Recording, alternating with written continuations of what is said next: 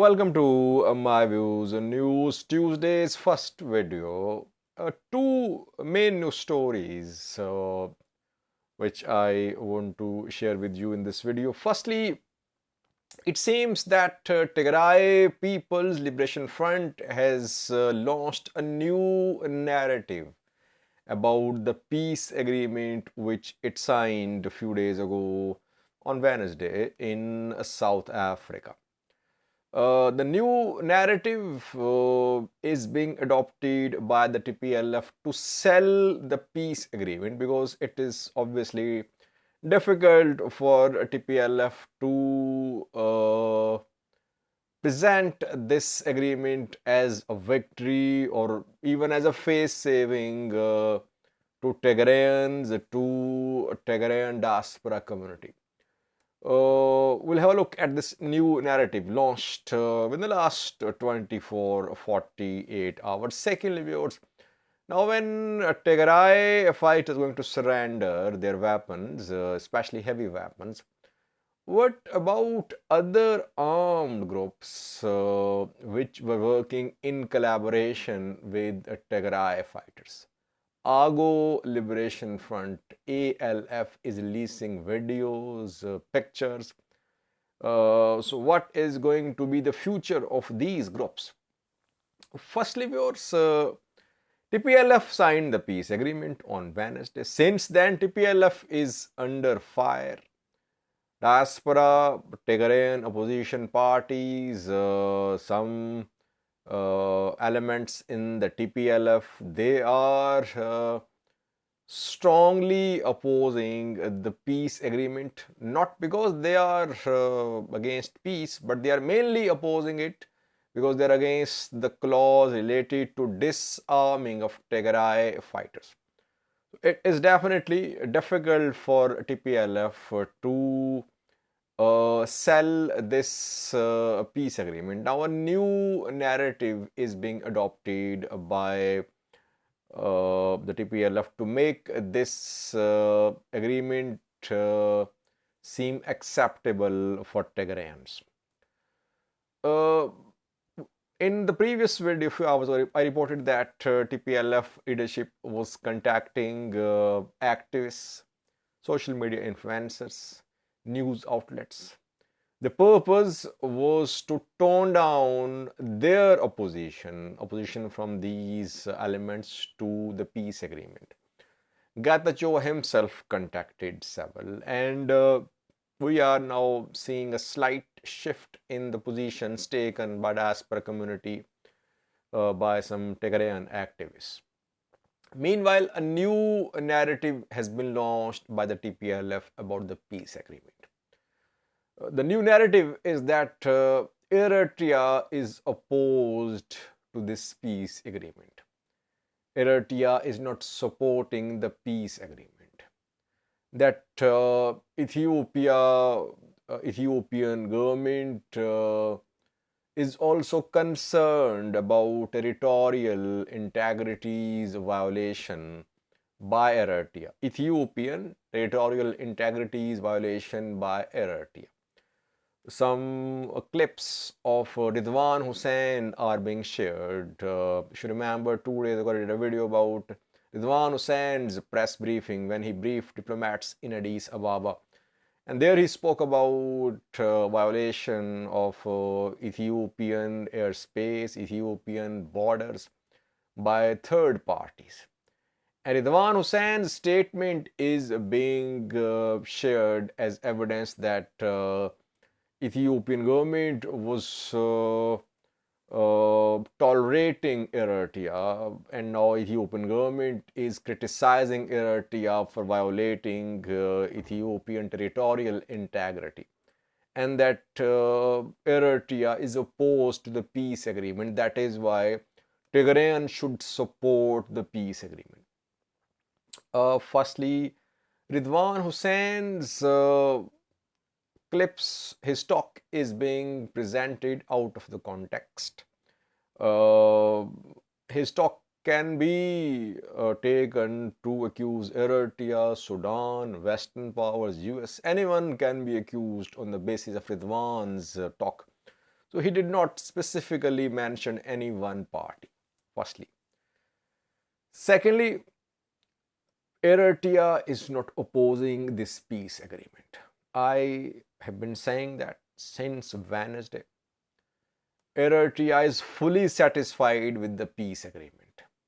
What Eritrean and Ethiopian governments achieved at the table through this agreement, maybe they wouldn't have achieved that in the battlefield. Uh, had they fought for months, even then it would have been difficult for them to achieve what they achieved at the table. Disarming of Tigray fighters would have been very difficult in the battlefield, but they achieved that at the table. TPLF has surrendered, you can say, or it is becoming dependent upon Addis Ababa, lost Raya, lost Volkayet. So, Eritrea is fully on board with Ethiopian federal government. Eritrea got Badme as well. Eritrea was represented at the talks by Ethiopian federal government. No opposition. Eritrean government, Ethiopian government, Isaias and Abiy are on the same page. Now, TPLF wants to use this narrative to make this agreement presentable to Tigrayans. Problem is that if this narrative is supported by Tigrayans, it would lead to further alienation between Tigrayans and Eritreans, further hatred between Tigrayans and Eritreans. Tigrayans would be believing that Eritrean government still wants to wipe out Tigrayans like TPLF has been claiming for months. So this will not be a healthy foundation for the peace agreement. What we learned through Yemane Gebremeskel, Eritrean Information Minister's statement yesterday, there was no indication of any frustration with the peace agreement. Rather, he was hopeful. He said peace on the horizon. While Eritrean government is backing the peace agreement, TPLF is launching this anti-Eritrea narrative to make this agreement presentable and acceptable for Tigrayans. Tigrayans should question what is being presented to them. Having said that, this agreement should be backed.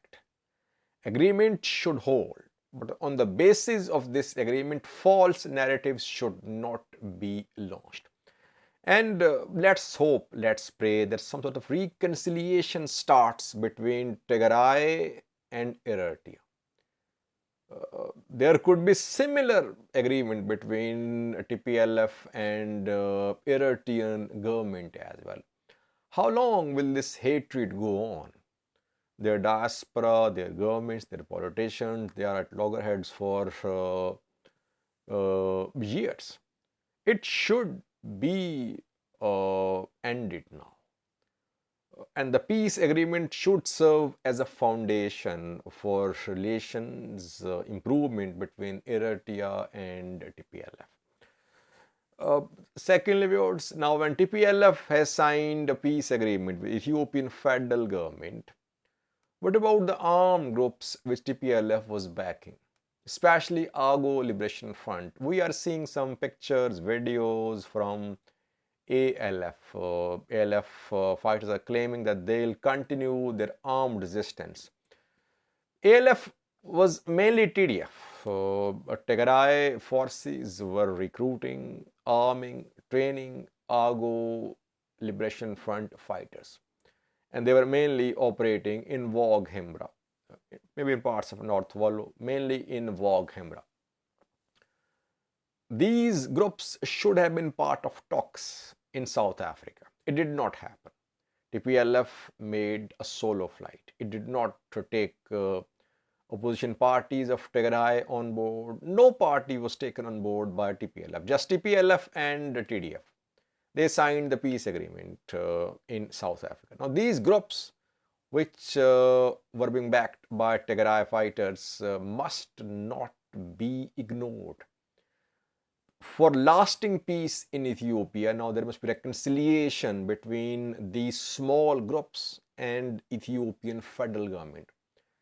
Now, when TPLF is making peace, these groups are not in a position to continue large-scale resistance.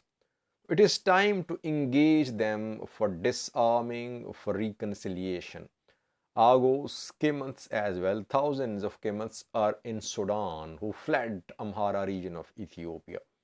Agos are in Tigray too and other parts of Ethiopia.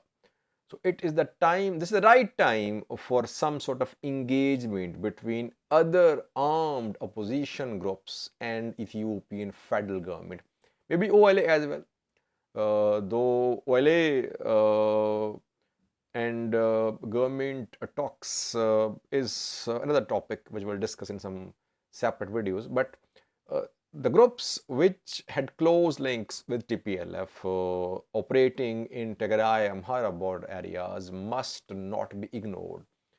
Otherwise, small-scale resistance will continue and it won't turn into lasting peace.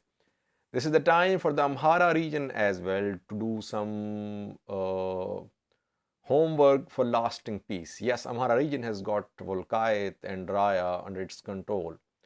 But Amhara region will have to make some concessions for peace and stability in Ethiopia in the Amhara region as well.